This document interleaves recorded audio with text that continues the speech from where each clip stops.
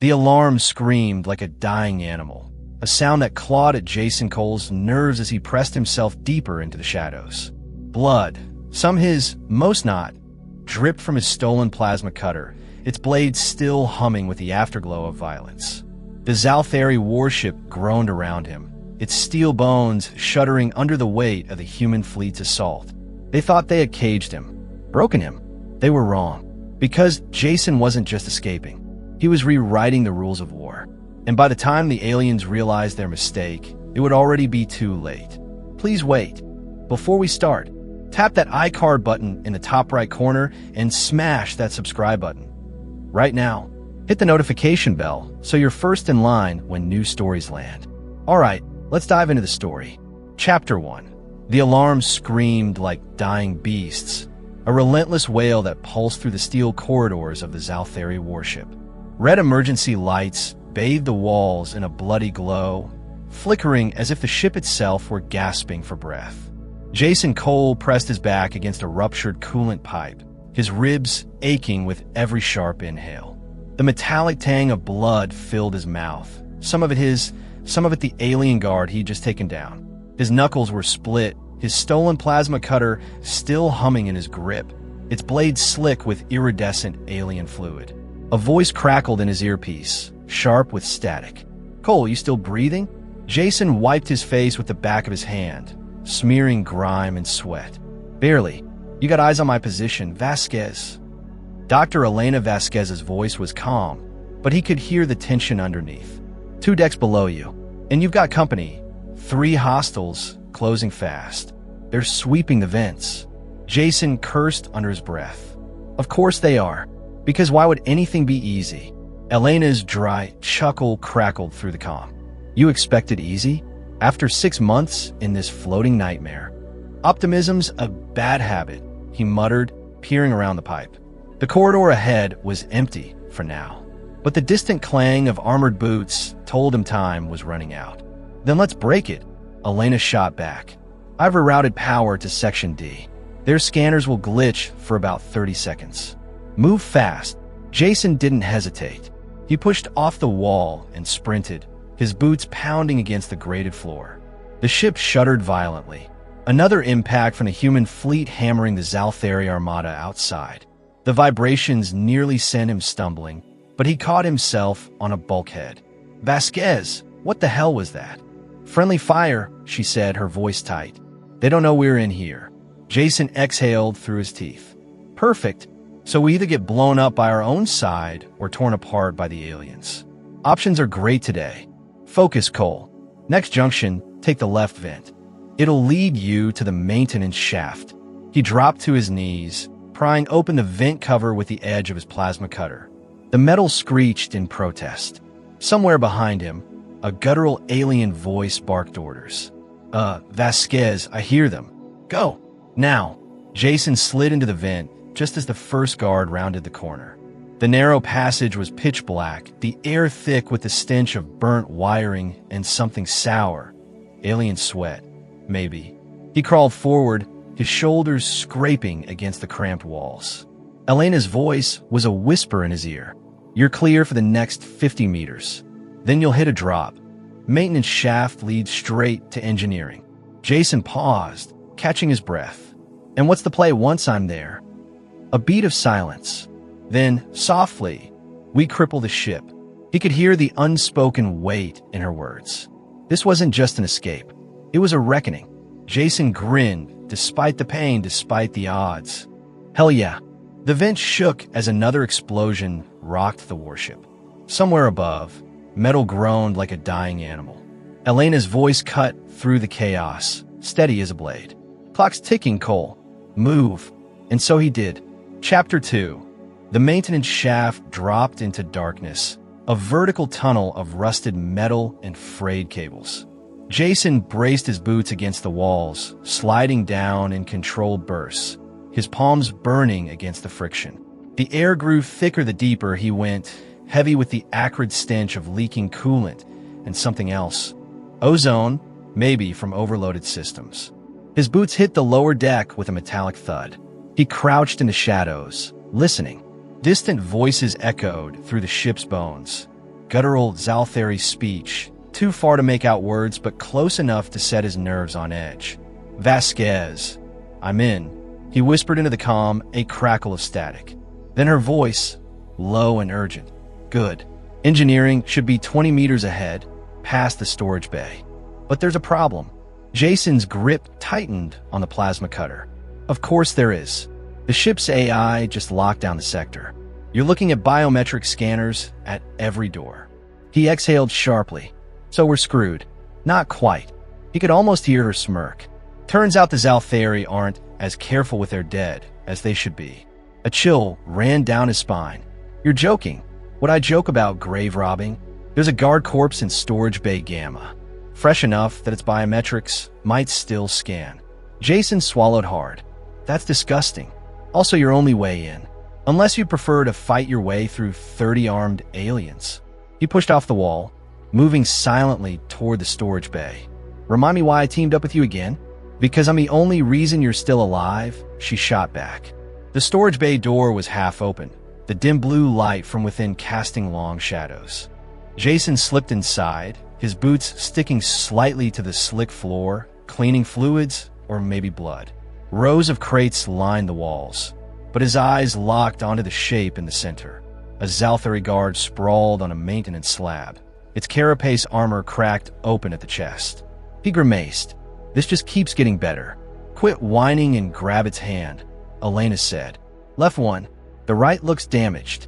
Jason reached for the alien's limp limb, its chitinous fingers cold and unnervingly smooth. The thing's face was frozen in a snarl, its obsidian eyes dull. "You sure this will work?" "No, but it's either this or..." The door hissed behind him. Jason spun, dropping the hand, his plasma cutter flaring to life. But it was just a maintenance drone, hovering silently as it scanned the room. It beeped once, then floated past him toward a stack of crates. His heart pounded against his ribs. "Damn thing nearly gave me a heart attack." Elena's laugh was quiet but sharp. "Big bad escape artist, scared of a Roomba with claws." "Shut up." He snatched the Zalthari hand again, stuffing it into his belt. "Moving to engineering. And next time, you get to play with the corpse." "Deal," she said. "Just try not to get caught. I'd hate to have to rescue you again." Jason slipped back into the corridor, the stolen hand a grotesque weight at his hip. The engineering bay door loomed ahead, its scanner glowing an ominous red. He took a breath, then pressed the dead guard's palm against the panel. For a heartbeat, nothing happened. Then the light flashed green. The door slid open with a whisper, revealing the pulsing heart of the ship. A cavernous space dominated by the warp core, its blue energy swirling like trapped lightning. Elena's voice was a breath in his ear. "You're in." Jason stepped inside, his shadow stretching long across the floor. Now the real fun begins. Chapter 3. The dim glow of the streetlights flickered as rain began to patter against the pavement, casting shimmering reflections on the wet asphalt. Jake tightened his coat around him, his breath visible in the chilly air. "You sure this is the place?" he muttered, glancing at the rundown building ahead. Lena smirked, adjusting the strap of her bag. "Oh, come on, Jake. Scared of a little adventure?" She nudged him playfully, her eyes glinting with mischief. "Adventure? This looks more like a one-way ticket to trouble," he shot back, but the corner of his mouth twitched upward. Inside, the air was thick with the scent of old wood and dampness. A single bulb swung lazily from the ceiling, casting eerie shadows. A figure emerged from the darkness, tall, with a sharp gaze that seemed to pierce right through them. "Took you long enough," the man said, his voice rough but amused. Lena crossed her arms. "We had to make sure you weren't leading us into a trap." "Marcus." Marcus chuckled, shaking his head. "If I wanted to trap you, darling, you'd already be in one." He motioned for them to follow. "Now, you wanted answers? They're not cheap." Jake's hand instinctively went to his pocket, fingers brushing against the folded map they'd found in the old bookstore. "We've got something better than money." Marcus raised an eyebrow. "Oh, doing leaguing me." Lena leaned in, lowering her voice. "The kind of information that could get you killed or make you a fortune." For a moment, the room fell silent except for the distant sound of rain tapping against the windows. Marcus studied them, then let out a low whistle. "You two are either very brave or very stupid." He grinned. "I like it." Jake rolled his eyes. "Great. Can we skip the dramatic pauses and get to the point?" Marcus spread out a worn parchment on the table, its edges frayed. "This," he said, tapping the center, "is where your little treasure hunt gets interesting. But be warned, you're not the only ones looking." Lena's fingers traced the faded symbols. "Who else is after it?" "People who don't ask nicely," Marcus replied, his tone turning serious. "And they're not far behind." A loud crash echoed from outside, followed by the sound of splintering wood. Jake's heart raced. "Speak of the devil." Lena grabbed the map, shoving it into her bag. "Time to go." Marcus tossed them a key. "Back door. And try not to die. It's bad for business." As they sprinted through the narrow alley, the shouts of their pursuers growing louder, Jake couldn't help but laugh. "You call this an adventure? This is a disaster." Lena grinned, her hair whipping in the wind. "Same difference." The night swallowed them whole as they vanished into the labyrinth of the city, the hunt, and the danger, far from over. Chapter 4.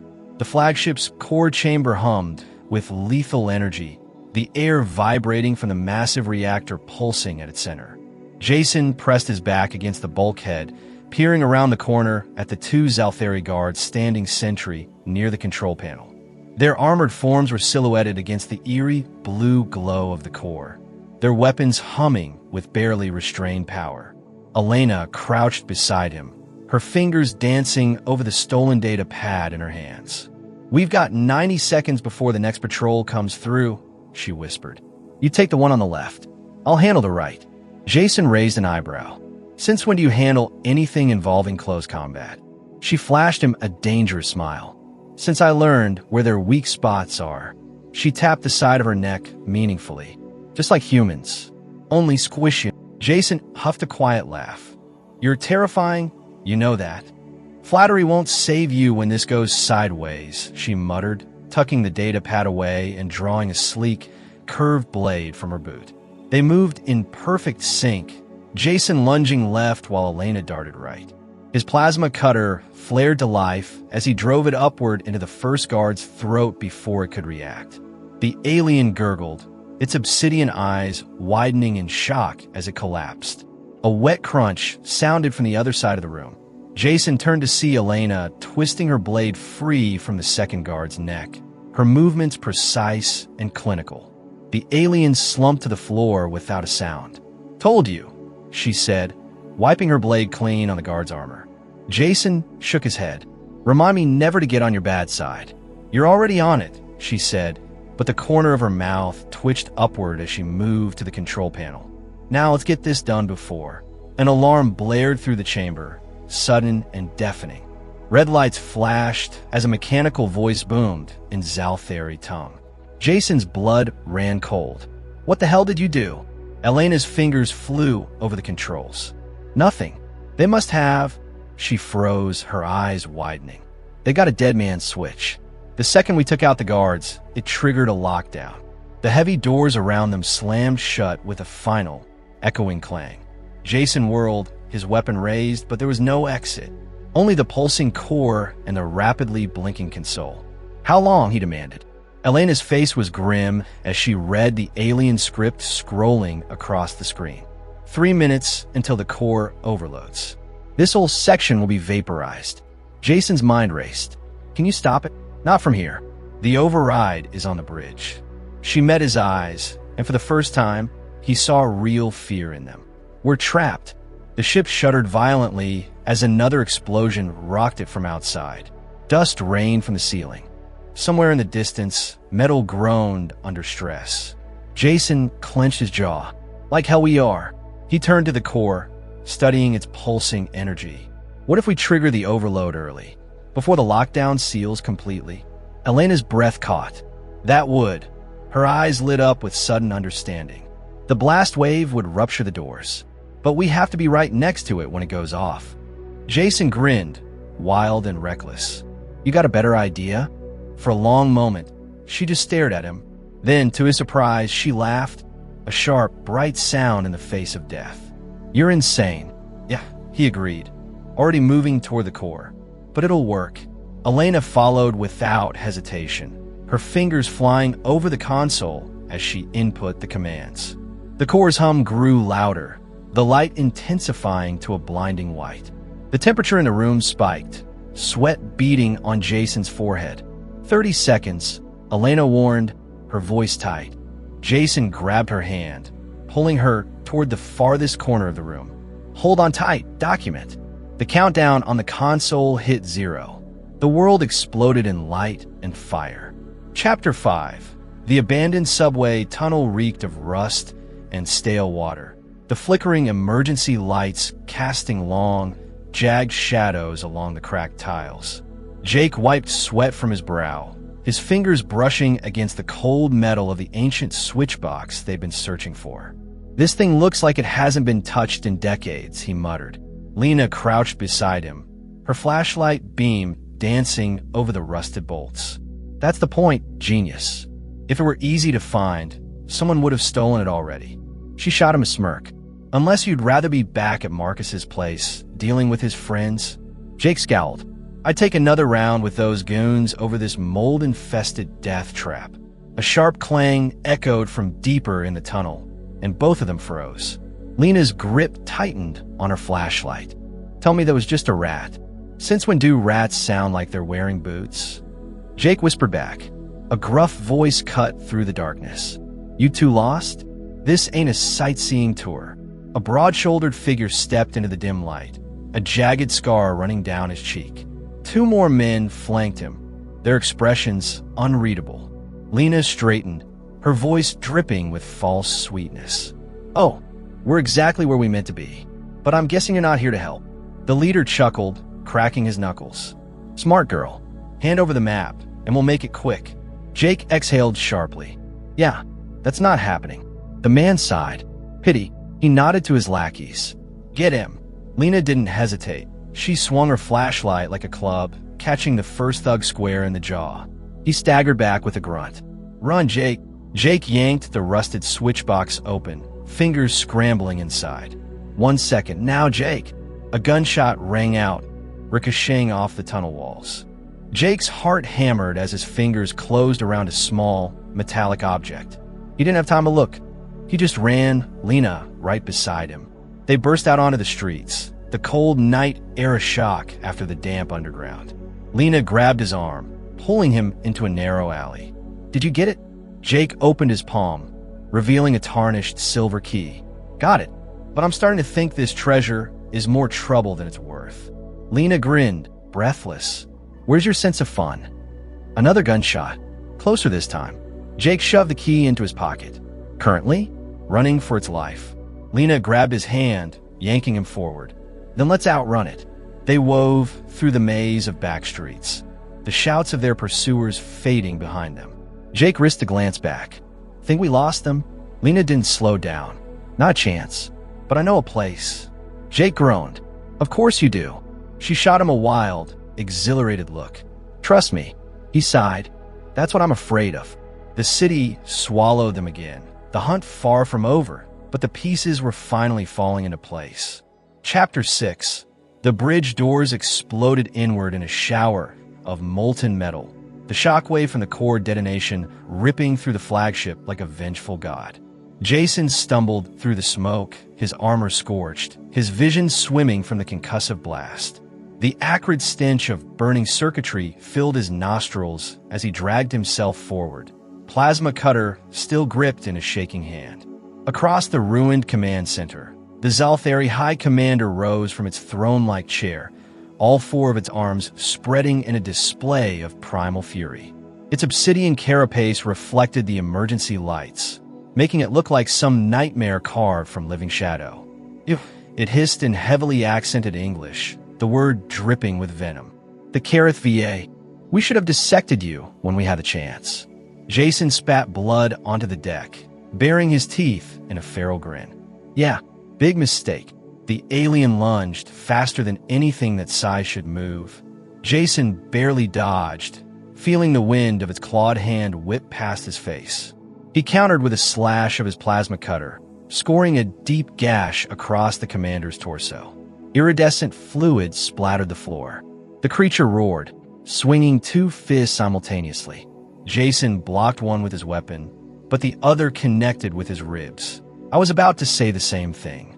He feinted left, then dove right, driving his plasma cutter upward into the commander's lower abdomen. The alien shrieked, its claws raking across Jason's back as it stumbled. They crashed to the floor together in a tangle of limbs, Jason on top, his weapon pressed against the creature's throat. The commander's obsidian eyes burned with hatred. "You cannot win." Jason leaned in close, his voice a deadly whisper. "Watch me." He activated the plasma cutter at full power. The commander's scream cut off abruptly as its head separated from its body. Silence. Then the ship groaned like a dying beast, the deck tilting violently beneath him. Alarms wailed as systems failed across the bridge. Elena's voice came through again, weaker now. "Jason, the fleet, their ships are drifting, you did it." He crawled to the command console, using the last of his strength to activate the ship-wide comm. His voice echoed through every Zalthari vessel still functioning. "This is Jason Cole of Earth. Your High Commander is dead. Your fleet is falling. Any ship that doesn't surrender in the next 60 seconds gets the same treatment." He slumped against the console, watching through the shattered viewport as, one by one, the alien warships powered down their weapons. The human fleet moved in, their guns still trained, but the fight was over. Elena's whisper was barely audible. "Told you you'd make it." Jason closed his eyes, the pain and exhaustion finally catching up to him. But for the first time in 6 months, he smiled. Because humanity had just won. Chapter 7. The final door loomed before them. Ancient and imposing, its surface carved with symbols that seemed to shift in the flickering torchlight. Jake's fingers trembled as he held up the silver key, its surface now gleaming as if alive with energy. "This is it," he breathed. "Once we open this, there's no turning back." Lena rolled her eyes, nudging him with her elbow. "Oh, please. Like we haven't been past the point of no return since we met Marcus." She flashed him a grin, but even her usual bravado couldn't hide the tension in her voice. Jake snorted. "Yeah, and whose fault was that?" "Yours, obviously. You're the one who can't resist a bad idea." "I can't resist. You dragged me into this." Lena winked. "And you loved every second of it." Before Jake could retort, a low rumble echoed through the chamber, dust shaking loose from the ceiling. They exchanged a glance. "That didn't sound good," Jake muttered. Lena's smirk faded. "They're here." Footsteps pounded in the distance, heavy, urgent.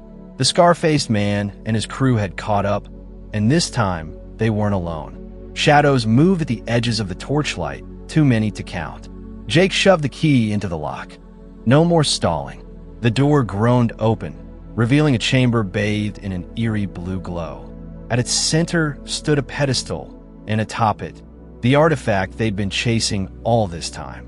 A small, ornate box, pulsing with an otherworldly light. Lena let out a low whistle.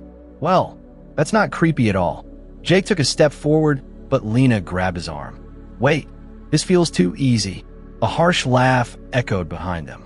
The Scar Man stepped into the chamber, gun raised. "Because it is." Jake's stomach dropped. Jake didn't hesitate. He lunged for the artifact, snatching it from the pedestal. The moment his fingers closed around it, the ground trembled violently. Cracks spiderwebbed across the floor, the walls shuddering as if the very earth rejected what they'd done. The Scar Man stumbled, his gun firing wildly into the ceiling. "You fools! You've doomed us all." Lena grabbed Jake's hand, pulling him toward a crumbling archway. "Move, move, move." They barely made it through as the chamber collapsed behind them, the roar of falling stone drowning out the screams of their pursuers. Panting, they staggered into the open air, the first light of dawn painting the sky in gold and red. Jake looked down at the artifact, its glow fading. "So what now?"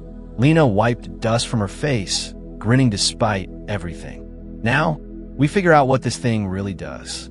Jake groaned. "More trouble." She laughed, slinging an arm around his shoulders. "Come on, Jake. Where's your sense of adventure?" He sighed, shaking his head, but he couldn't fight the smile tugging at his lips.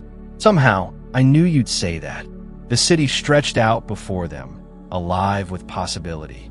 The hunt was over, but the real story? That was just beginning. And that was the end of the story. Comment below if you want the next chapter, and hit that like button. Please subscribe, turn on the bell, and as always, keep the last light burning.